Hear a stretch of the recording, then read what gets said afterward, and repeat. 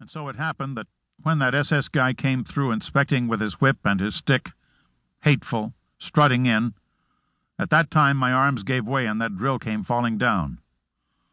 Oh, was he mad. "You damn Jew," the SS guard said. The SS man grabs a shovel.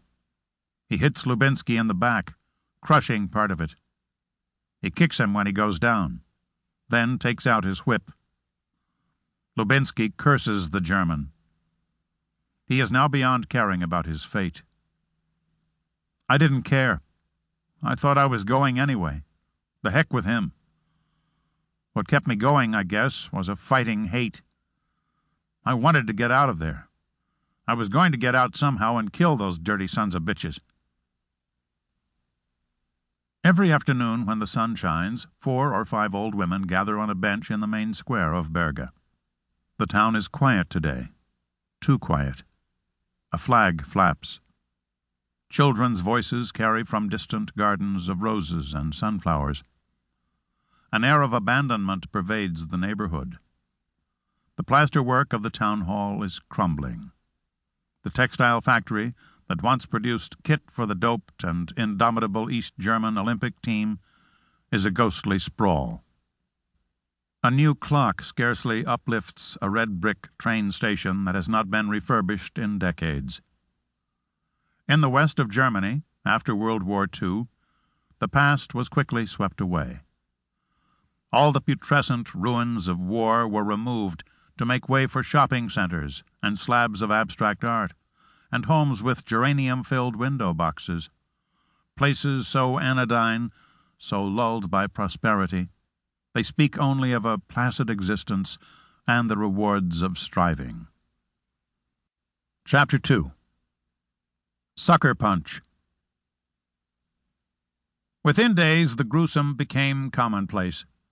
Private William J. Shapiro would watch from a distance as shells slammed into foxholes and know, before he got there, what to expect. Body parts all over the place, intestines spilled, blood seeping into the earth. He would look for movement, signaling life. Without it, or a sound, however faint, there was no point hanging around. To do so was to invite being hit by the next round. In combat, he had learned quickly that the most important thing was to keep moving no matter what. As a frontline medic with the 28th Infantry Division, Shapiro, aged 19, had to look out for the living. It was not his job to tag the mounting American dead. More than 11,000 of them in Normandy within 4 weeks of D-Day, June 6, 1944. But life could be hard to discern in the carnage. Chest wounds were often invisible because the blood did not always soak through uniforms, with the result that the injury was betrayed only by gasping. Morphine was the standard treatment. Shapiro carried the drug in tiny, needle-tipped aluminum tubes.